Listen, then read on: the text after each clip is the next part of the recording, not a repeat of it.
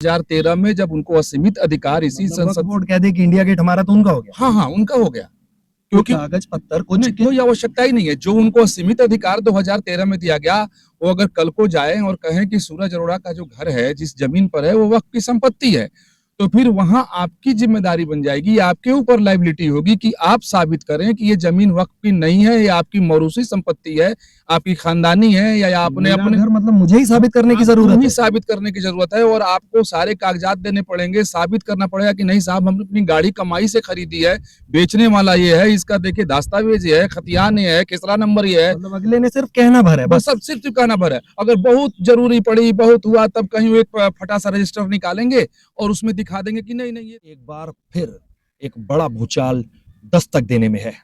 दस्तक वक्फ board के अधिकारों को लेकर। चर्चा है कि यह बिल जल्द ही संसद भवन के पटल पर होगा।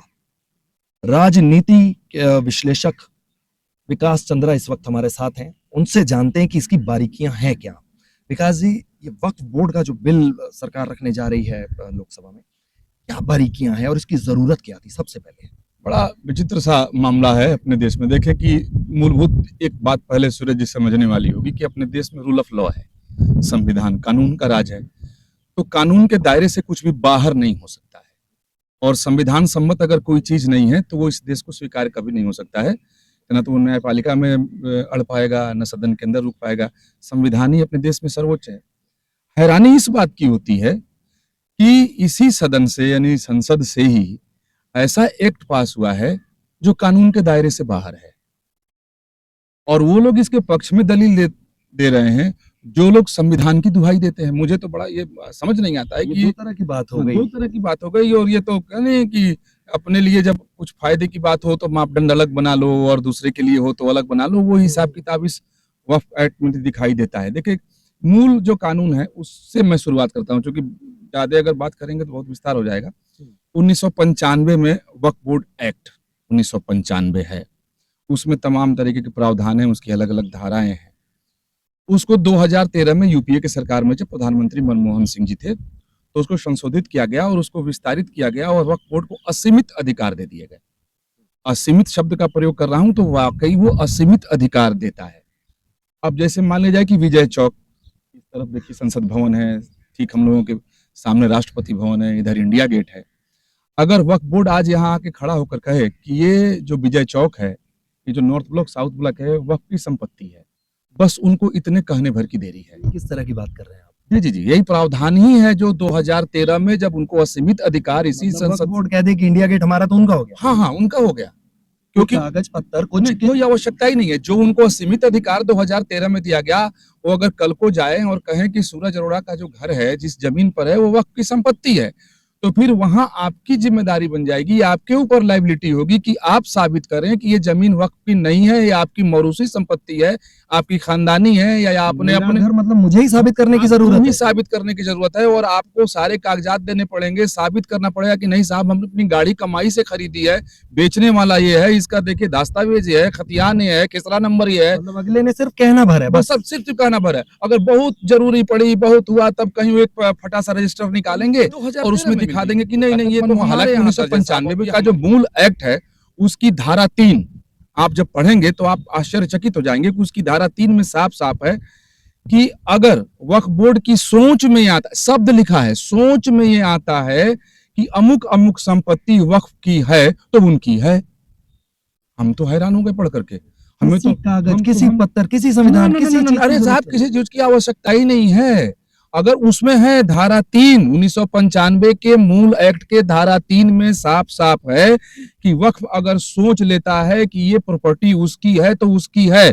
अब वो जो उसका मूल मालिक है, उसकी सारी जिम्मेदारी है कि वो साबित करे कि वो प्रॉपर्टी उसकी है, वक्फ की नहीं है। और मजे की बात है कि साबित करने के लिए आप कोर्ट नहीं जा सकते, लोअर कोर्ट नहीं जा सकते, हाई कोर्ट नहीं जा सकते, सुप्रीम कोर्ट नहीं जा सकते। वक्फ बोर्ड की अपना ट्रिब्यूनल है, उस ट्रिब्यूनल में जाके आप अपील करेंगे, और ट्रिब्यूनल की बैठक होती ही नहीं है। इस तरीके के लगभग 40,000 से ज्यादा मामले उनके यहाँ लंबित हैं, वो कभी बैठते ही नहीं है। मुझे तो लगता है कि जिस सीक्वेंस को मैं देख रहा हूं कि वो जानबूझकर नहीं बैठते हैं। वहाँ सुनवाई आम आदमी की होगी कैसे? होती ही नहीं है, होगी कैसे, होती ही नहीं है। आप देखें ना, तमिलनाडु के पूरे गांव को उन्होंने दावा ठोक दिया कि वक्फ की संपत्ति है, गांव खाली करो। उस गांव का एक गरीब आदमी अपनी बेटी की शादी में कर्ज लिया था, कर्ज लेकर के उसने अपनी लड़की की शादी कर दी। ये खुला मामला इस तरीके से। जब वो कर्ज सधाने में सक्षम नहीं रहा तो सोचा कि जो उसके पास छोटी सी जमीन है उसको वो बेच दे। जब वो बेचने गया तो मालूम चला कि ये प्रॉपर्टी तो वक्फ की है, जबकि वो खानदानी कई पुश्तों से उस पर रहते पूरा का हुए पूरा गांव 300 साल से उस पर वो रहते आ रहा है। वो कह दिया कि वक्फ की संपत्ति है। तब जाकर पोल खुला, तब वक्फ वालों ने कहा कि नहीं, ये गांव तो हमारे यहाँ रजिस्टर्ड है, वक्फ की संपत्ति है। नहीं साहब, अब वक्फ ने वहां लगा दिया कि इस जमीन का वैल्यू जीरो किया जाए, यानी कोई बेच ना सके, अगर किसी को देता भी है तो जीरो वैल्यू। सोचिए ये हालात है। आप देखिए सूरत नगर महापालिका, वहां कभी हज यात्रियों ने नमाज पढ़ ली थी, वक्फ की संपत्ति हो गई।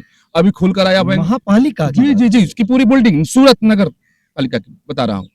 बेंगलुरु का 5 सितारा होटल वक्फ ने कह दिया कि हमारी प्रॉपर्टी में। अब वो लोग साबित करने में लगे हैं ये कि क्या मजाक हो रहा है ये आज तक मजाक ही है। आजाद हिंदुस्तान में वक्फ बोर्ड के नाम पर मजाक ही होता रहा। नहीं तो सेना और रेलवे के बाद सबसे ज्यादा संपत्ति वक्फ के पास है। आप सुनकर हैरान हो जाएंगे कि 9,40,000 एकड़ भूमि वक्फ के पास है। इसके बाद इंडिया में किसी के पास नहीं है। सेना और रेलवे की बात कर रहे हैं। सबसे ज्यादा भूमि इनके पास है। 8,64,000 से ज्यादा परिसंपत्तियां हैं, जिसका कुल एराजी यानी रकबा अगर आप निकालें तो ये जो मैंने बताया कि 9,40,000 एकड़ से ज्यादा होता है। इतनी संपत्ति उसी तरीके से दर्ज कर लिया, मन में आया तो लिख लिया। ये इस तरह के अधिकार कैसे दिए जा सकते हैं? ये गए हैं साहब, इसी देश में कानून बनाकर एक्ट है, वक्फ बोर्ड एक्ट 1995 2013 में उस एक्ट में अमेंडमेंट हुआ है और अमेंडमेंट करके ये इतने बड़े अधिकार दिए गए हैं। आप यही मत रुके ना, मैं बताता हूं कि मान लिया जाए कि आपकी संपत्ति, आपका घर है, आपका दुकान है, या आपका कुछ भी है, कोई प्रतिष्ठान है, हॉस्पिटल है, कुछ भी है, उन्होंने कह दिया है। अब साहब आप वहां दौड़ रहे हैं, ट्रिब्यूनल की बैठक हो नहीं रही है, सुनवाई हो नहीं रहा है, आप जाएंगे कहाँ? भाई इस देश में विधायिका, कार्यपालिका, न्यायपालिका सारी व्यवस्था बनाई गई है। डेमोक्रेटिक सेटअप में जिस व्यवस्था में हम लोग जीते हैं, तो कहीं किसी के अधिकारों का हनन ना हो जाए, कहीं कोई कानून के दायरे से बाहर जाके न काम कर ले, इस देश में कोई असंवैधानिक स्थिति न उत्पन्न हो जाए, सारी व्यवस्था है। आप बहुत पुराने पत्रकार हैं, आप इस बात को जानते हैं, सामान्य नागरिक भी जानता है कि कानून का राज रूल ऑफ लॉ है। और रूल ऑफ लॉ का मूल फंडा क्या है कि equality before law and equal protection of law. अब इक्वलिटी बिफोर लॉ और इक्वल प्रोटेक्शन ऑफ लॉ यहाँ के जीरो हो जाता है। क्यों? क्योंकि आप अपने अधिकारों की रक्षा के लिए, यानी वक्फ ने आपकी संपत्ति पर अगर दावा कर दिया तो उसकी रक्षा के लिए आप कोर्ट नहीं जा सकते हैं। रास्ता क्या है अब इसका? फिर रास्ता आप जाइए ट्रिब्यूनल में वक्फ बोर्ड के और वहां फरियाद लगाइए, वहां सुनी नहीं जाएगी। और अब जो संशोधन की बात की जा रही है कि जो अधिनियम आने वाला है संशोधन का, उसमें मोटे तौर पे हालांकि जो खबरें आई, हालांकि सरकार की तरफ से आधिकारिक तौर पर अभी कोई बयान नहीं जारी किया गया है, सरकार की तरफ से कुछ बातें कही गई हैं, लेकिन जो मेरे पास मोटे तौर पे जानकारी है कि पिछले जो मोदी सरकार का कार्यकाल था, यानी 17वीं लोकसभा, जब स्मृति ईरानी अल्पसंख्यक कार्य मंत्री थी, तो उनके समय में इस पर होमवर्क शुरू हुआ और तमाम सारे स्टेक होल्डर से उन्होंने बात की थी इस पर, अलग अलग मुस्लिम संगठन के लोगों से। मजे की बात है कि इसमें अगर वक्फ बोर्ड जो है उसमें किसी महिला का रिप्रेजेंटेशन नहीं है, नियम के हिसाब से नहीं है।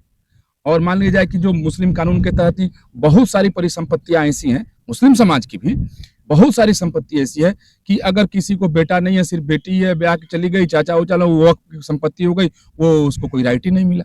तो महिलाओं से की बात अगर आती है तो कुछ महिला भी वहां पर होनी चाहिए। अगर मान लिया जाए कि सिर्फ मुस्लिम समाज की प्रॉपर्टी तो वक्फ में नहीं है, तमाम सारी ऐसी, जैसा मैंने गाँव का उदाहरण दिया आपको कि उसमें तो सिर्फ मुस्लिम ही नहीं है, तमाम हिंदू लोग हैं। तो अगर वो बोर्ड है या उसका ट्रिब्यूनल है तो उसमें तो सभी धर्मों के लोगों का एक प्रतिनिधित्व होना चाहिए कि वो अपने नियम कानून बताएं, लेकिन नहीं, वहां सिर्फ मुस्लिम ही होंगे। आप सोचिए देश भर में 32 वक्फ बोर्ड एग्जिस्ट करते हैं अलग अलग राज्यों का, एक सेंट्रल वक्फ बोर्ड अलग है। अब इस पर इन लोगों की सबसे बड़ी चिंता, शोर मचा रहे हैं। जैसे आप देख लें कि मुस्लिम पर्सनल लॉ बोर्ड एकदम कह रहा है कि साहब इसमें किसी तरीके की बदलाव को वो लोग बर्दाश्त नहीं करेंगे। अगर कहीं भी उनका जो अधिकार मिला है 2013 में अगर कमतर करने की कोशिश की गई तो वो लोग सड़क पर उतर जाएंगे। और सीधी सी बात है कि इतनी ताकत के साथ वो इसलिए बोल रहे हैं कि इस देश की राजनीति वैसी है। अगला सवाल मेरा बस आपसे वही था कि ये देश की राजनीति वैसी है। आप देखें ना कि अगर ये कानून बना तो किन लोगों ने बनाया और क्यों बनाया? क्या उन लोगों को ये होश नहीं था कि देश में संविधान भी है और जब न्यायिक व्यवस्था इस देश में है कि किसी भी बात के लिए आप न्यायालय में जा सकते हैं, तो पत्नी और पति के झगड़े के लिए पूरी व्यवस्था इस देश में है? व्यवहार न्यायालय है, फैमिली कोर्ट है, आपने फैमिली कोर्ट बना करके रखा है। उस देश में ये हो कि नहीं साहब, आपकी संपत्ति पर अगर कोई दावा ठोक दे, आप कोर्ट नहीं जा सकते हैं। तो अब जो मोटे तौर पर है कि ये स्मृति ईरानी जब मंत्री थी तो उसकी शुरुआत हुई थी। अब आते आते उस पर एक तय है कि इसमें है कि भाई, और वक्फ का मतलब क्या है? दान। और उसका जो आप संविधान देखें तो वो ठीक है, तो दिखाई देता है कि भाई उस समाज के कल्याण के लिए, उस समाज के उत्थान के लिए उन संपत्तियों का उपयोग होगा। उस पे या तो मस्जिद बने, मदरसा बने, हॉस्पिटल बने, कॉलेज बने, स्कूल्स बने, यानी वो जितनी भी संपत्ति है वो उनके कल्याण कार्य में खर्च होगा। तो मुझे लगता नहीं है कि किसी भारतीय को इस पर इतराज होगा कि किसी पर कोई कल्याण कार्य पे खर्च हो। मजे की बात है कि आप आए दिन पढ़ते होंगे कि वक्फ संपत्ति का बंदर बांट कैसे होता है? और इसीलिए इसको बिल्कुल एक तरीके से कहें तो शिकंजे में कस कर रखा गया है कि कुछ लोगों की चलती है, वो जो चाहे करे, आनंद लेते हैं साहब। हजारों एकड़ भूमि पड़ी, हजारों गलत कह दिए, लाखों एकड़ भूमि पड़ी है, जो चाहो करो, जिसकी संपत्ति पर चाहो दावा ठोक दो, ले लो। लगाम लगेगी अब हो सकेगा, इसको ठीक हो सकेगा? लगाम देखिए क्या है कि देश की जो अभी राजनीतिक स्थिति है, 17वीं लोकसभा से 18वीं लोकसभा की परिस्थिति एकदम भिन्न है। केंद्र में अभी मिलीजुली सरकार है, सहयोगी दलों की सरकार है। ये ठीक बात है कि बीजेपी को सबसे ज्यादा सीटें हैं, लेकिन सहयोगी के बल पे सरकार ये है, तो राजनीति तो आएगी। लेकिन जो मेरी जानकारी है कि बीजेपी तो अड़ी हुई है, और सरकार के मूड से भी अभी तक मुझे यही लगा है कि सरकार इस संशोधन विधेयक को लेकर आएगी। पास होगा या नहीं? अब देखिए क्या है कि अगर बहुमत नहीं मोदी के पास होती तो प्रधानमंत्री नहीं होते। बहुमत की ही सरकार अपने देश में बनती है ना। तो अगर हाउस के अंदर वोटिंग की नौबत आ गई तो फिलहाल मेजोरिटी तो इनके पास है, और संविधान संशोधन की स्थिति में और भी परिस्थिति आ जाती है, कई बार 2/3 का आ जाता है। तो खैर अभी तो सरकार के पास बहुमत है, लेकिन सरकार इसको लेकर के आएगी, और मुझे लगता है कि जो सरकार की व्यवस्था है कि ये लोग पास कराने की पूरी कोशिश करेंगे। हालांकि इसमें 14 संशोधनों की बात की जा रही है, माफ करें 40 संशोधनों की बात की जा रही है, लेकिन मोटे तौर पर मैं बता दूं आपके दर्शकों के लिए कि 5 तरह के महत्वपूर्ण बदलाव इसमें जो हैं वो जो सीधे तौर पर इसको प्रभावित करेंगे, और इसीलिए सारे मुस्लिम संगठन, पर्सनल लॉ बोर्ड या वक्फ बोर्ड सब आग बबूला इसीलिए हैं क्योंकि इसमें अब जो प्रावधान किया जाएगा कि अगर वक्फ बोर्ड किसी जमीन, किसी संपत्ति, किसी भूमि, किसी इमारत पर दावा करता है कि उसकी संपत्ति है, तो अब तक जो कानून है कि जिसकी संपत्ति है उसके ऊपर ये जिम्मेदारी है कि वो साबित करे। अगर ये संशोधन हो गया तो इसमें ये प्रावधान जोड़ दिया जाएगा कि अब वक्फ को भी सबूत देना पड़ेगा कि अगर आप दावा ठोक रहे हैं तो आपके पास क्या सबूत है। बिल्कुल ठीक है, इसीलिए सबसे ज्यादा तिल मिलाए हुए हैं। अब तक तो मनमर्जी था, हाँ जी ये प्लॉट मेरा है, अब आप साबित करो। अब वो नहीं चलेगा कि ये प्लॉट मेरा है, ये रायसीना हिल्स हमारा है, ये जनपथ हमारा है, ये राजपथ हमारा है, ये कर्तव्य पथ हमारा है, ये इंडिया गेट हमारा है, गोल चक्कर साहब हमारा है, हम वहां नमाज पढ़ दिए तो वो पूरी इमारत हमारी है। अब वो सरकार हमें यहाँ करके साबित करना पड़ेगा। साहब लोग डिमांड कर रहे हैं कि अब ये तो हमारी तमाम सारी संपत्तियों पर सरकारी भवन है, उसमें सरकारी चीजें चल रही हैं, अब वो लोग किराया दें। खालिद रशीद फिरंगी महली का बयान है, सुन्नी मौलाना है खालिद रशीद फिरंगी महली, कि किराया दो। भाई तो आप सबूत तो दो कि आपकी प्रॉपर्टी कब से है, वो क्यों है, कैसे है, किसने लिखा, किसने दर्ज कराया, किसने वक्फ किया, किसने दान दिया। लेकिन वो कानून में ही नहीं, व्यवस्था नहीं, अब जाएंगे कहाँ। तो अब बात है कि जो इसमें जो मूलभूत बदलाव की बात है जिसपे चर्चाएं चल रही हैं वो यही है कि एक तो अब उन पर लायबिलिटी तय की जाएगी, किसमें पारदर्शिता लाई जाए कि भाई पारदर्शी तरीके से हो, कानून सम्मत हो, देश के कानून के विधान के अनुकूल हो, कि आप भी बताएं कि आपके पास क्या सबूत है। साहब ये माइक आपका है तो आपके पास कुछ तो सबूत है, हम दावा ठोक दे हमारा है। आप तो अब आपको भी मुझे बताना पड़ेगा कि माइक कैसे है मेरा। एक तो ये बहुत महत्वपूर्ण बदलाव है जो मुझे लगता है कि इस देश के कानून के हिसाब से, संवैधानिक व्यवस्था के हिसाब से कि ये परिवर्तन तो आना चाहिए। तो पहला तो एक ये हो गया। दूसरी सबसे बड़ी बात है इसमें जो बहुत ही महत्वपूर्ण है कि ये जितनी भी संपत्ति इनके पास है इसका पंजीकरण अनिवार्य होगा। अब पंजीकरण की जब बात आ जाएगी तब तो आपको सारे कागजात दिखाने पड़ेंगे ना। इससे बहुत ज्यादा बौखलाहट, कागज दिखाने से इतनी घबराहट हर बार साहब होगी तब तो दिखाएंगे, नहीं तो दावा ठोक ठोक करके अपना अधिकार जमा दिया गया है। ऐसा नहीं है, मैं ऐसा नहीं कहता हूं कि उनके पास कागजात नहीं होंगे। बहुत सारी ये सत्य है कि मुगल पीरियड में या नवाबों के टाइम पर जब बहुत सारी संपत्ति थी जो उस समय वक्फ की गई थी, बहुत सारे नवाबों के द्वारा, सुल्तानों के द्वारा वक्फ की गई थी कि ये ऐसा किया जाए। तो इस ऐसा नहीं है कि सारी जितना भी वो दावा करते हैं वो फ्रॉड है या फर्जी है या गलत ढंग से उन्होंने दावा कर दिया है, ऐसा बिल्कुल नहीं है। उनकी संपत्ति अपनी है जो लेकिन दिखाना बताना ना पड़ेगा। हाँ, लेकिन दिखाना और बताना मामला अब ये भी तो मामला है कि बहुत सारी क्यों वो डर रहे हैं? डरने के पीछे कारण यह है कि जो जायज संपत्ति भी है, मान लिया जाए कि हैदराबाद के निजाम ने कोई संपत्ति वक्फ कर दी या अवध के नवाब सलार जंग ने कर दी है, अब वो तो दे दी, अब वो ताम्रपत्र गायब है, वो कागजात गायब है। अब चूंकि उनकी हुकूमत थी, उनका शासन था, तो उन लोगों ने शायद लापरवाही भी दिखाई होगी कि अरे हमारी तो है, कब्जा तो हमारा है, कौन क्या कर लेगा।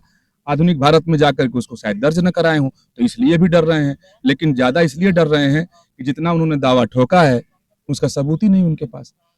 आज जिस पे ठोके हैं, जिसके पास हो है उसके पास सबूत है कि ये हमारा है। सूरज अरोड़ा के पास, विकास चंद्र के पास सबूत है, ले साहब कि हमने खरीदी थी ये जमीन।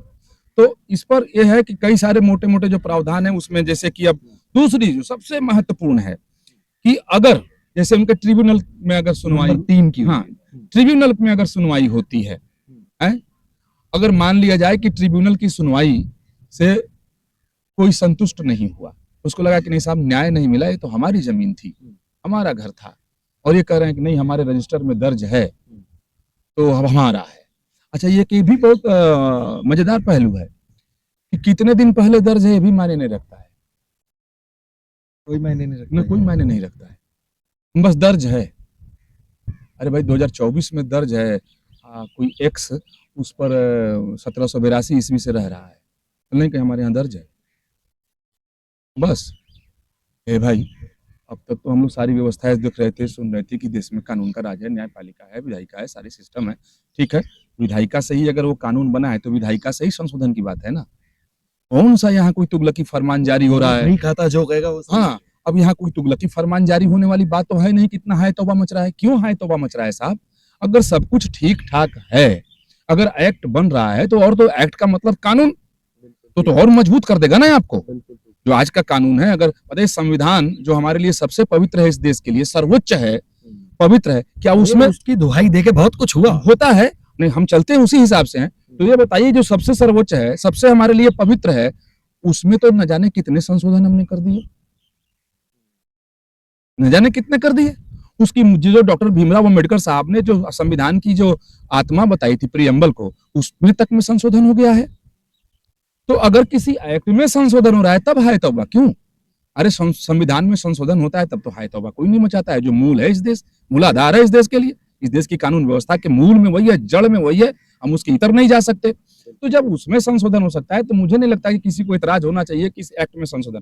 और वो एक्ट जो कानून के दायरे, कैसे कानून के दायरे, बिल्कुल लगता है जैसे आइलैंड का मामला हो, देश के अंदर देश, कानून से अलग व्यवस्था, कैसे कानून से अलग व्यवस्था को स्वीकार किया जा सकता है? लेकिन ये देश स्वीकार करके है, चूंकि संसद से ही वो कानून एक्ट पास हुआ है। ऐसा नहीं है कि असंवैधानिक है, गैर संवैधानिक है, क्योंकि वोट बैंक का खेल। संवैधानिकता की मुहर इसलिए लगी है कि संसद से पास हुआ है। लेकिन क्या ये किसी भी तरीके से इस देश की कानूनी व्यवस्था के साथ इसका सामंजस्य बैठता है कि आप कोर्ट नहीं जा सकते हैं अपील करने? ये तो अन्याय है सरासर, मतलब आम जनता के साथ, किसी के साथ भी, जिसके साथ ऐसा हो, किसी के साथ भी ऐसा हो सकता है। तो ये है कि अब इसको कोर्ट के दायरे में लाया जाए, है? मुझे लगता है कि इस पर किसी को इतराज नहीं होना चाहिए। और उसके बाद जब कोर्ट के दायरे में आएगा तो सुनवाई होगी, सुनवाई होगी तो इसलिए लोगों को डर लग रहा है कि कोर्ट में जब सिविल सूट चलेगा, मामला होगा, अगर जिसके पास एक कागज है वो 2-4 और निकाल सकता है, तो इसलिए भी नहीं चाहते हैं लेकिन कोर्ट में जाएगा। मुझे नहीं लगता, और ये यहाँ मैं बताना चाहता हूँ कि यही सबसे कमजोर नब्ज है, क्योंकि जो पार्टियां इसके समर्थन में खड़ी हैं कि वक्फ बोर्ड के एक्ट के साथ कोई छेड़छाड़ न हो, वो भी मुझे लगता है कि वहां जाकर चुप हो जाएंगी या बैकफुट पर आ जाएंगी कि जब कानून के दायरे में लाने की बात हो। चुप है ये, इसीलिए सब न्यायपालिका के दायरे में लाने की जैसे ही बात होगी तो मुझे लगता है कि इन लोगों को चुप हो जाना चाहिए। अगर नहीं चुप होंगे तो इससे साबित हो जाएगा कि तब ये झूठ मूठ का स्वांग रचते हैं कि संविधान सर्वोच्च है, देश की न्यायपालिका सर्वोच्च है, सब कुछ सर्वोच्च है, सब कुछ सर्वोच्च है, कानून का राज है, कानून के समक्ष सब समानता है, कानून सबके लिए बराबर है। और जब कानून सबके लिए बराबर है, कानून सर्वोच्च है, तो अरे भाई साहब जब उसके दायरे में ला रहा है तो काहे इतना दर्द हो रहा है? बड़ी तफसील से समझाया आपने, मेरे को लगता है कि बड़ी आसान भाषा में सबको शायद ये चीजें समझ में आ जोड़ जाए। दूं कि इसमें महिलाओं को भी शामिल करने की बात आ रही है, जो अमेंडमेंट होगा उसमें जो संशोधन होगा। फिर मुस्लिम समाज के जो गरीब तबके हैं उन लोगों को भी जोड़ने की इसमें बात आएगी। लेकिन इसमें जो मेन बात है जिसको लेकर के सबसे ज्यादा समस्या आ रही है वो है संपत्ति के पंजीकरण का, न्यायालय के दायरे में लाने का, और उसके बाद वक्फ बोर्ड के ऊपर भी ये जिम्मेदारी देना कि अब आप भी साबित करिए कि आपका यह है कैसे। तो इसलिए इस पर ज्यादा बेचैनी है, ज्यादा राजनीति हो रही है। हालांकि मुझे ऐसा लगता है कि अभी थोड़ी सी गंभीरता जो विपक्षी पार्टियां आज मौजूदा वक्त की हैं वो दिखा रही हैं कि उन लोगों की तरफ से बार बार ये बयान आ रहा है। जैसे मैंने खुद असदुद्दीन ओवैसी से कहा कि ऐसा मामला है, इस पे आपकी क्या राय है, तो खैर उन्होंने अपनी राय रखी है, लोग अपनी राय रख रहे हैं, लेकिन लास्ट में ये बोल जाते हैं कि पहले एक्ट आने दीजिए, जरा उसके स्वरूप को हम देख लें, तो फिर विस्तार से हम अपनी राय देंगे। तो मुझे लगता है कि राय आएगी, चूंकि संसद सर्वोच्च है, संसद से बना कानून सबसे ऊपर होता है, और वो 2013 वाला संशोधन भी संसद से हुआ, 1995 वाला भी संसद से बना है, तो ठीक है, वो संसद से पास कानून है, वो देश का कानून है। लेकिन ये तो व्यवस्था है ना, जब कोई चीज परिस्थिति के हिसाब से, समय के हिसाब से अनुकूल ना हो तो बदल दिया जाए। जैसे मैंने आपको उदाहरण दिया कि संविधान में संशोधन हो सकता है समय और परिस्थिति के हिसाब से, तो इस कानून में समय और परिस्थिति के हिसाब से क्यों नहीं हो सकता है? कैसे कोई गांव का गांव कह सकता है कि आप खाली कर दें, हैं? और इस तरीके से बहुत सारी चीजें ऐसी हैं जो अगर कमियां हो तो दुरुस्त होती हैं। और सबसे ज्यादा इस देश में इस समय जो है वो जो कम्युनल सिचुएशन है वो हमेशा संतुलित नहीं रहता है, और माहौल धीरे धीरे बहुत गर्म है, और ये वक्त की संपत्ति और उसकी जमीन, उसकी बातों को लेकर के आए दिन सांप्रदायिक तनाव होता है। तो आखिर कहीं न कहीं जाकर के एक पूर्ण विराम तो लगाना होगा, बहुत फुल स्टॉप तो करना होगा। इतना बड़ा देश है, इतनी सारी जनसंख्या है, आए दिन किसी न किसी मसले पर कहीं न कहीं बवाल होता रहता है, लोग दावा ठोकते रहते हैं। तो इसलिए ये मुझे लगता है कि समय की ये मांग है कि एक पारदर्शी, साफ सुथरे ढंग का कानून इस अगर संशोधन के जरिए आता है तो मुझे लगता है कि देश भर के सभी लोगों को इसका स्वागत करना चाहिए, क्योंकि वक्फ को लेकर के आज से नहीं कई वर्षों से विवाद चल रहा है कि भाई ये हो क्या रहा है, ये कौन सा कानून कुल है। मिला के बहुत ही आसान भाषा में, बहुत ही सीधे शब्दों में आपने समझाया, और उम्मीद करते हैं हम कि हमारे दर्शकों की समझ में एकदम क्लियर आ जाएगा कि आखिर वक्फ को लेकर ये पूरा मसला है क्या और ये पूरा विवाद है क्या। विरोध भी समझ में आ जाएगा, पक्ष भी समझ में आ जाएगा, और साथ ही इसका जो सड़क पर उतर कर अगर विरोध करते हैं या पॉलिटिकली विरोध होता है वो भी कायदे से समझ में आ जाएगा कि आखिर ये वोटों की राजनीति कौन कर रहा है और सही और गलत है क्या। वीडियो जर्नलिस्ट अभिजीत शर्मा के साथ सूरज अरोड़ा, वॉइस ऑफ पब्लिक।